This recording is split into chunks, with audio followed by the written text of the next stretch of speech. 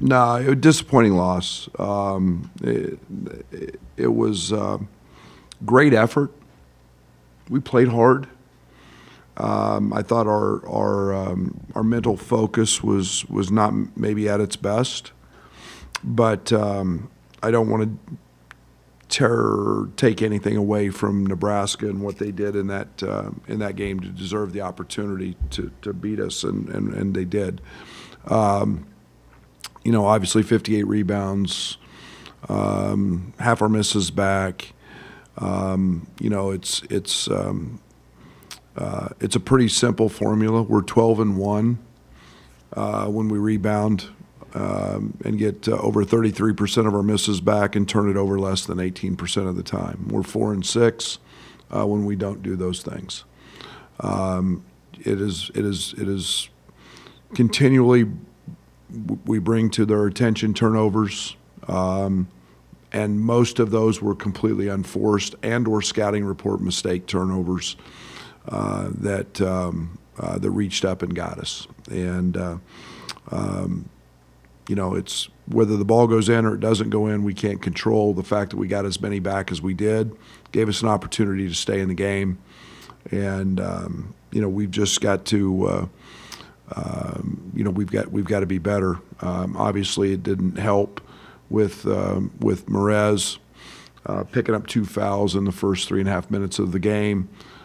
We know we're very thin up front, and that causes some challenges as well. But no excuses. We've got one of the hottest teams in the league. In my opinion, we've got one of the elite backcourts.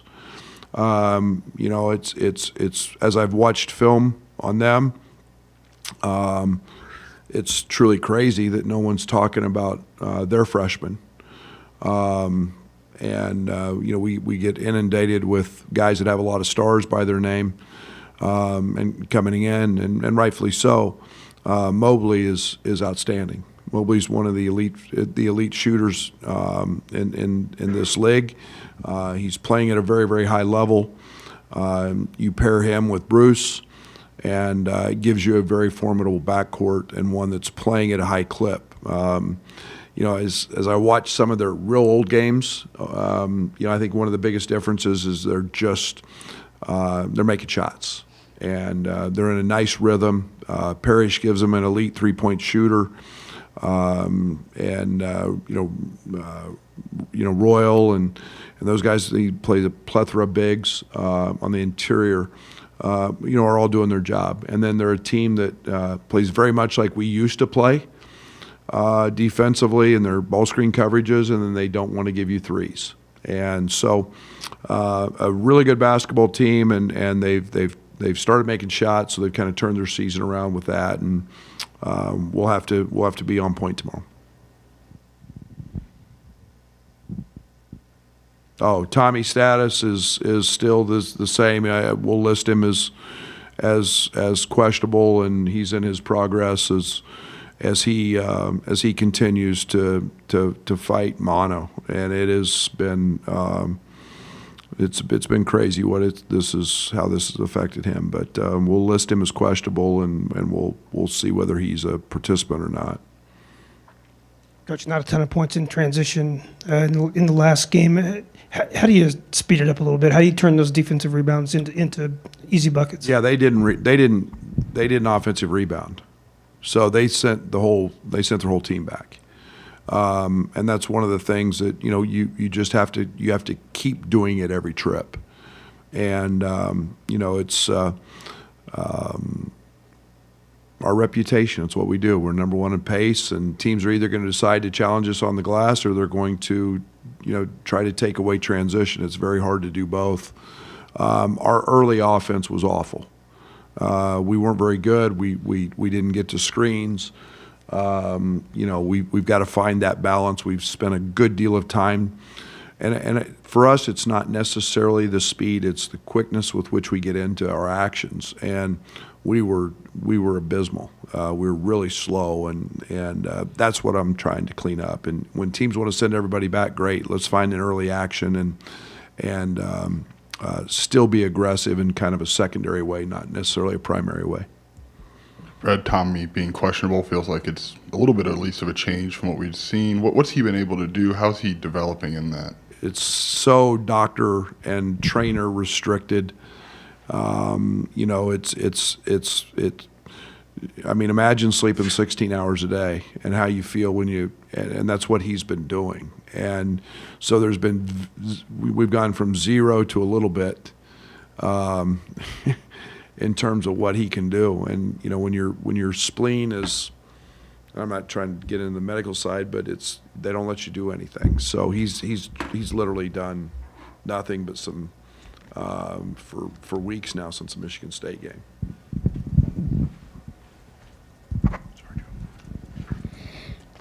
I guess with maybe the idea that you still don't know when you will be whole, like what's this team have to maybe lean into to keep getting through? Yeah, not great having question. Tommy? Not turning it over? Solid. Just being solid. Just being who we are. And it's as roles have had to be redefined a little bit. It's not.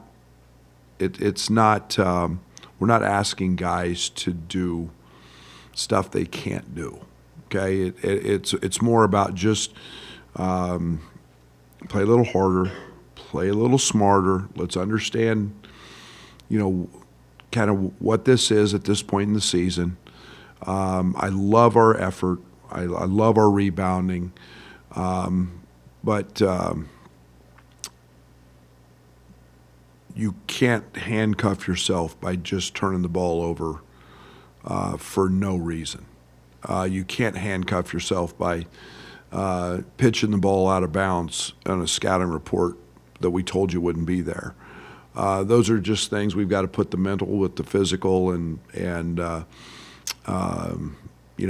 even though we didn't shoot it very well, we had a chance to win the game at the last shot, and the effort's been great. I love this team, and we just got to help ourselves and not shoot ourselves in the foot. I think on your post-game radio, you had talked about maybe exploring a starting lineup change, I guess. What have the last few days told you about that? And then second, when do you kind of know when to pull that lever during the course of a season? Yeah, it's mostly you start getting into comfort with the group. You're always looking to improve. And you guys have been around me a long time. You know that I always like the productivity that comes off the bench. I like hitting hitting singles throughout the game, not just a grand slam every time. And yet finding guys that work well together, guys that are like stylistically. I don't like them on the court together a lot. And then it's sometimes youth, sometimes. So we have gotten really comfortable with the group together that maybe analytically hasn't working. So if you ask me right now, I'd put them in a hat and draw them out. I don't know how we'll start. We may stay the same, just out of comfort, have some conversations along the way. But I didn't like the way we started the other night offensively, and I thought defensively we were pretty good, except we fouled.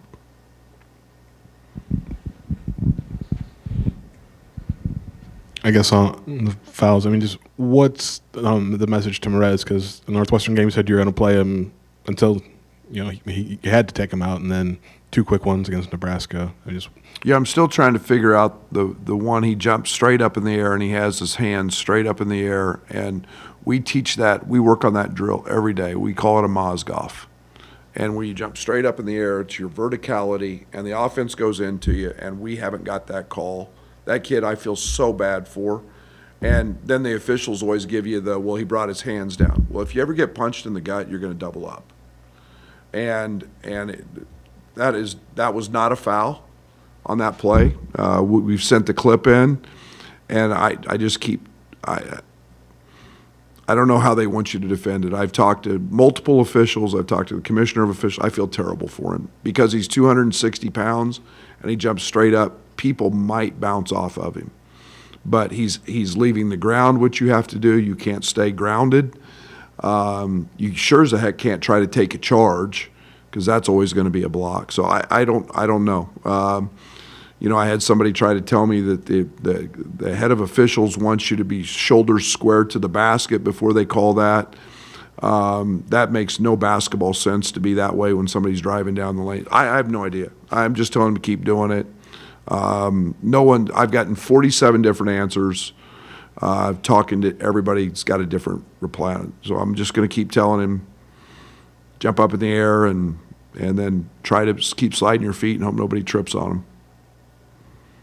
I know Nebraska sent everyone back. Is transition maybe trying to get more out of that something this team could unlock, or do you think that's not maybe? We're number one in the league in pace and transition. I mean, can't control what other teams do to try to stop it. The answer is not shoot the ball quicker. It's about find action earlier. And try to create an advantage. I get it. I would maybe try to send everybody back too, to stop us, because you let us get to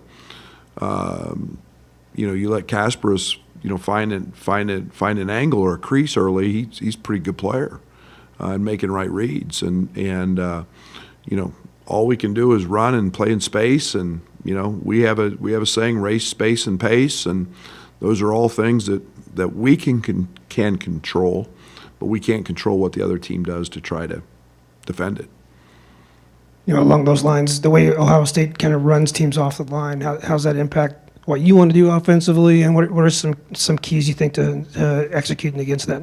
Yeah, it's worked great for us when we did it that way defensively. I think you got to find your opportunities when they're there at the three. They're going to play, a ball screen coverage, whatever they try to do. They've done 3 or 4 different things that we'll have to try to attack, and it's not the first time we've seen it. Multiple teams do it, but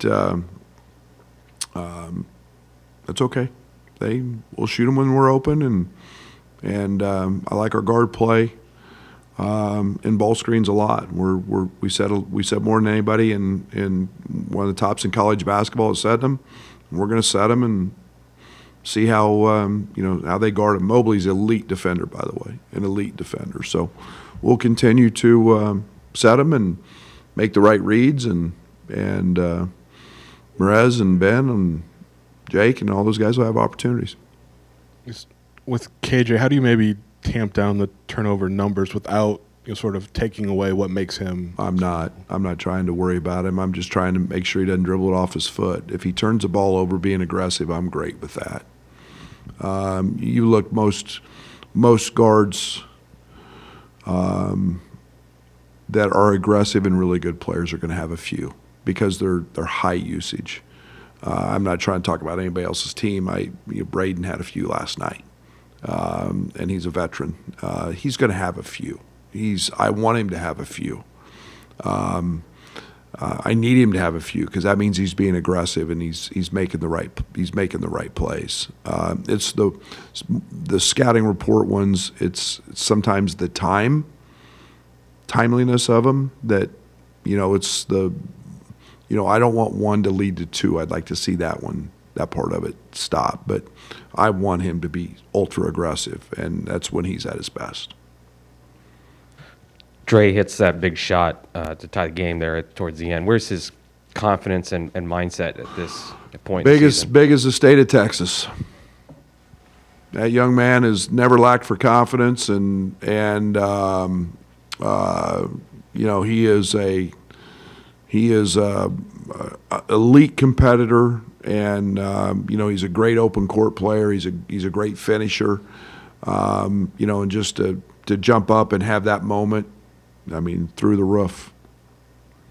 Another early Sunday game after the kind of slow start against USC. How much have you focused on just coming out with energy early tomorrow? We were pretty good against Michigan State, so we've had another one in there. It's grow up. Manage your life in a way that allows you to get your butt out of bed in the morning and get focused. Grow up. You know, it's the only thing I know to say. And it's like I told him today, man, you know, it's not wake up in the morning and, hey, we got a game. It's preparation today leads to a productive tomorrow. Quite simply, it's the approach we've got to have. We get in the NCAA tournament, you're going to have an early game at some point, so you better manage it. Dre's talked about trying to use his energy to get kind of pull the same out of his teammates. I guess beyond his production, what have you seen from him as he's tried to maybe find where he fits as a leader? Oh, Dre's a leader. Dre's got moxie. Dre's got street cred. He's not afraid of a fight, a challenge, and there's that's really contagious. And he's earned the right to have that in our locker room now. And so he's growing immensely with his leadership. He's a guy that I can coach others through him. You know, I did that a lot with Terrence. I did that a lot with Io. You know, can really get on him and challenge him so that others get the same message. That's leadership. He's getting there. How do you convince your guys that when you're 3 of 18 from 3 in the first half, that maybe getting to the line or getting some at the rim might, I don't know, help your jump shot, you know, and that might lead to better stuff? Yeah, you know, offense is fickle. Sometimes the less you say, the better it is. Sometimes you've got to put a foot down. I don't want these guys. I've never told anybody to not shoot. All these guys go to the gym and they practice and they shoot hundreds and thousands of balls a week. I'm not going to tell them not to shoot when they've got a good shot. That's their shot. What we have to do is help them sometimes understand shot selection, understand a contested 16 on the shot clock. We can probably get a better one, and so that's the fine line that you run with that.